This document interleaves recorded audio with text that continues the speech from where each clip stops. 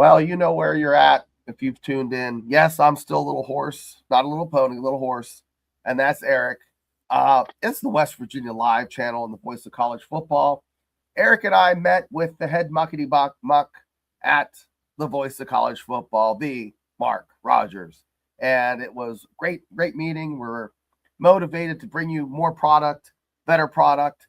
And so is the West Virginia University, right? Absolutely, My Little Pony. Oh yeah, I love those My Little Ponies. But so I see Grumpy's in the house, and we got a few other folks. But so today we're going to talk about, is college football playoff broken or is it just right? We'll talk about that.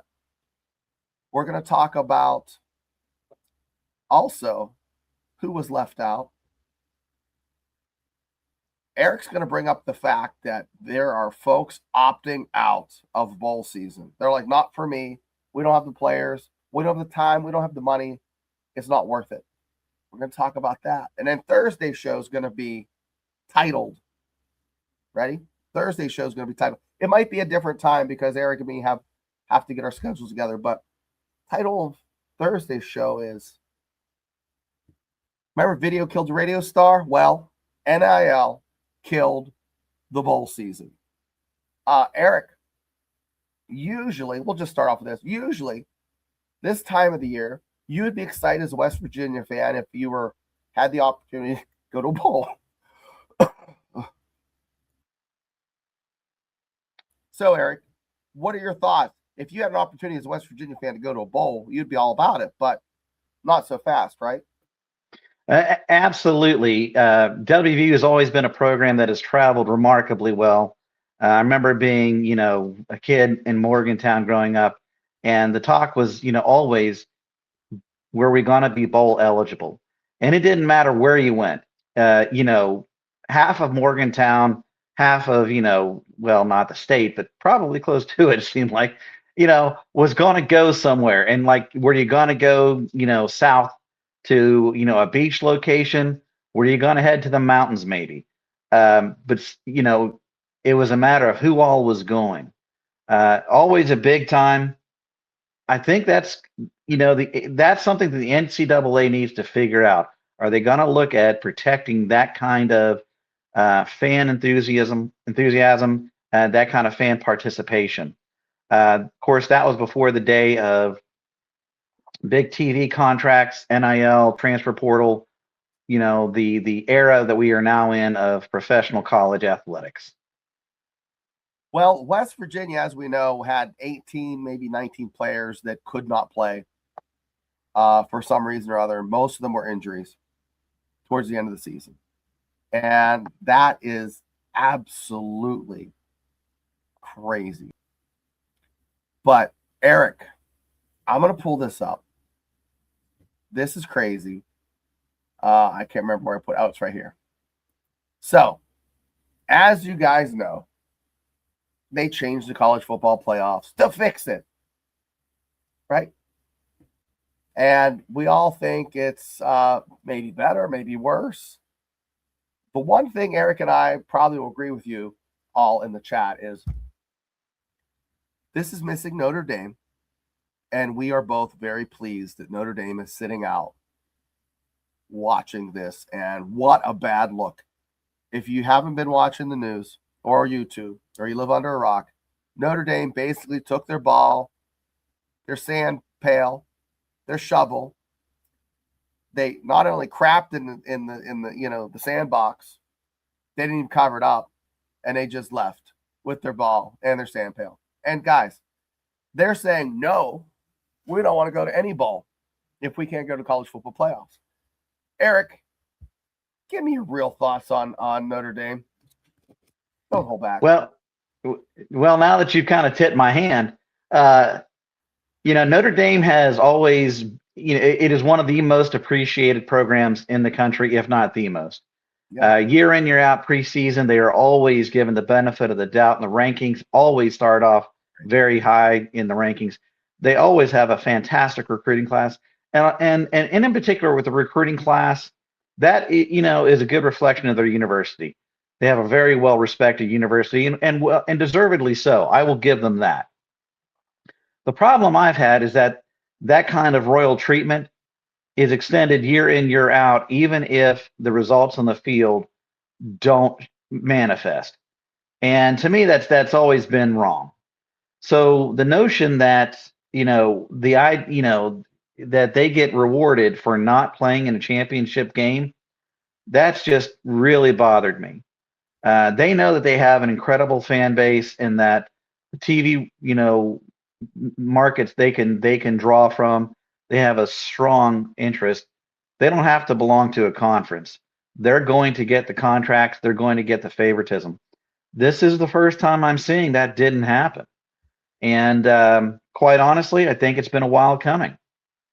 It's like a heavyweight fighter, maybe dropping a little bit of weight and then picking their opponents so they can get a title fight. That's pretty much what Notre Dame has been doing the past couple of years. I don't know if you follow boxing or UFC or anything, but legitimately, guys, you can't pick your opponents. And that's basically what Notre Dame does. Now, BYU is left off of here. We talked a little bit before, Eric. Let's talk to the chat about JMU, Tulane. Those are the two outliers. I don't think if they're Cinderella, they got a wrong size shoe. They're at the wrong ball, wrong dress, wrong everything. I'm sorry that these two are in, and BYU, who only lost both games to Texas Tech, is out. That's the only heartburn I have, really. Well, can we take this from a different angle? Shoot. Let's see what they got right. The selection committee has a rough job, and I will grant them that. Right. No matter what you do, you're going to make some people upset. There's going to be somebody who deserved to get in, and you just couldn't quite find room. And to me, I saw things of elements of that in this selection, but I also saw some things that to me, moving forward, if I'm the NCAA and the product on the field, regardless of who's playing on the field, is my product, you want to make sure that product is as good as it can be so that you're drawing the most audience, whether it's ticket sales or whether it is TV contracts. I'm not seeing that happen in this selection. So what did they get right? I think very few people are going to have a problem with 1 through 4. Quite honestly, you could probably pick 1 through 4 and shuffle them around a little bit, and most people are still going to agree. I don't care what you rank them, 1 through 4 deserve to be there. There's no question. And let me interject real quick with a rabbit hole. Guys, you're thinking, why Shane? Eric, why Shane and Eric have this college football playoff bracket when West Virginia doesn't have a snowball's chance in hell this year, maybe next year, of being in the playoffs? Let me remind you. Excuse me. We celebrate the success of other Mountaineers. Okay. The fact that Indiana has Curt Cignetti, who is, from Morgantown, his dad coached here, coached up the road in Pennsylvania for a while, then to James Madison, up at IUP. He was Nick Saban's assistant.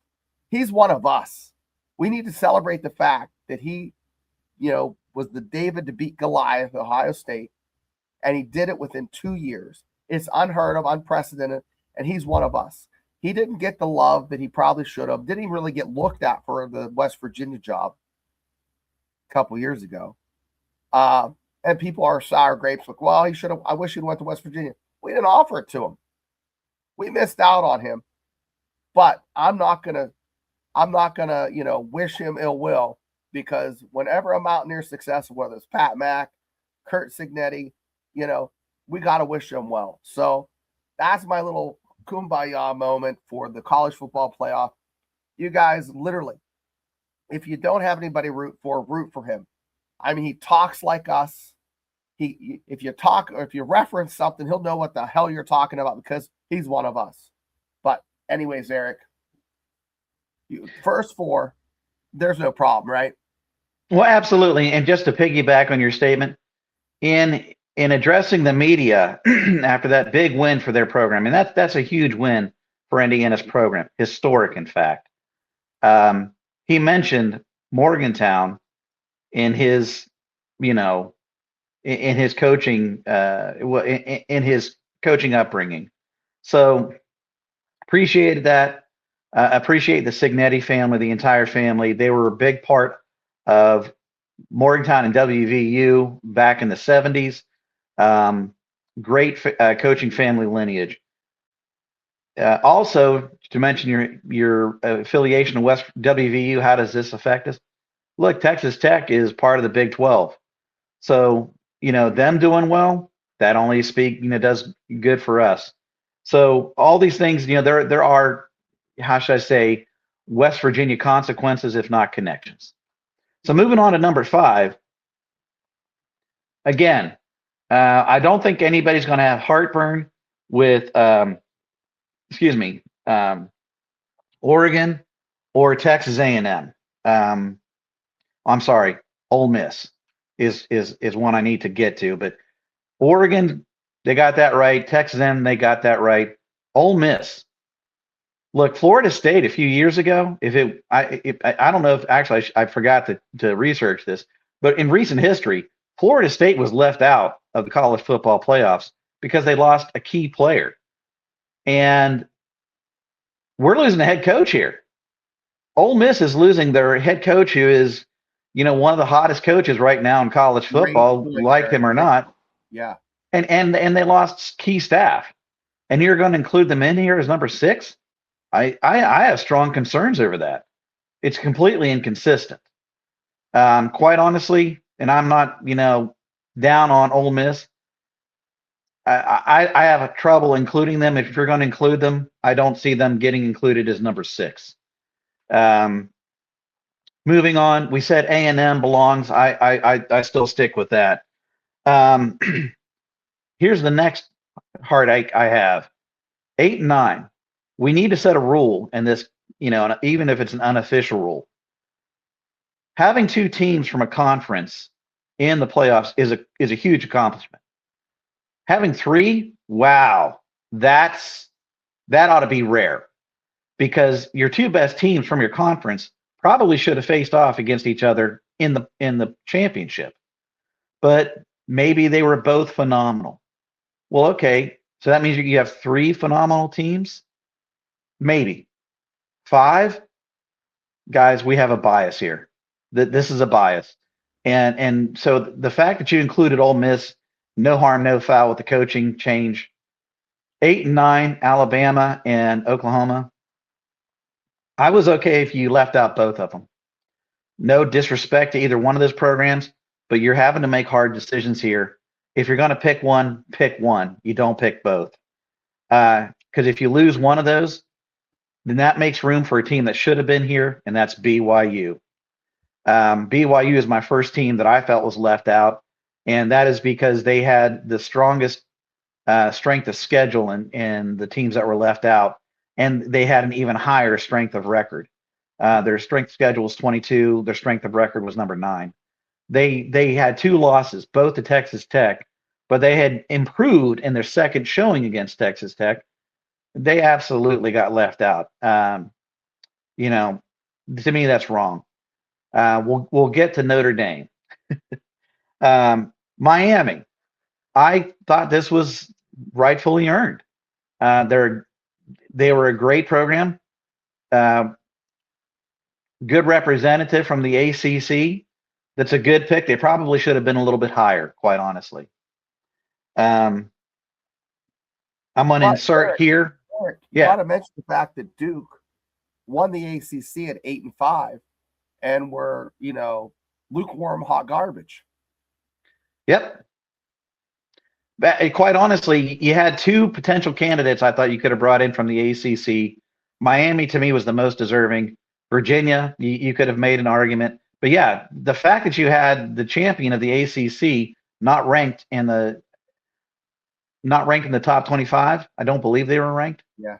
That eliminated them from consideration. Yeah. So, all right, well, don't need to pick on ACC too much, but here's where I want to pick a little bit more on Notre Dame. And this is, and I've got friends I'm going to hear from on this. um, Notre Dame should have been in here at this point. The inclusion of Alabama and Oklahoma over Notre Dame is a clear message to me that any biases that Notre Dame may or may not have had in the past, any preferential treatment, whether you believe it's real or just perceived, there's a clear message here. Those who are in control of these decisions, they are preferring to pick an SEC school over a Notre Dame. When things looked somewhat, you had to start making tough decisions, they left Notre Dame out. If I'm Notre Dame, I'm really considering whether the Big Ten, it may be time to go ahead and just join. This is a clear message to me. 11 and 12, Tulane and JMU. I love these picks. I really do. Why? Because they're the everyman. They are the schools that are never even in the breath of discussion in these kinds of events. Here's the problem. If this is big boy football, if you're looking at, we've been arguing about other schools that, could have been in, should have been in. I'm sorry. Tulane and JMU, you don't have the resume. You don't have over the course of the season, you can't compare with some. BYU got left out for these two programs. Tulane had 2 losses. One would have been okay for Tulane, but they lost to Texas, San Antonio, and they got beat 48 to 15. They also lost to Ole Miss. We're going to see a rematch of Ole Miss Tulane, which wasn't competitive. So 45-10. Terrible.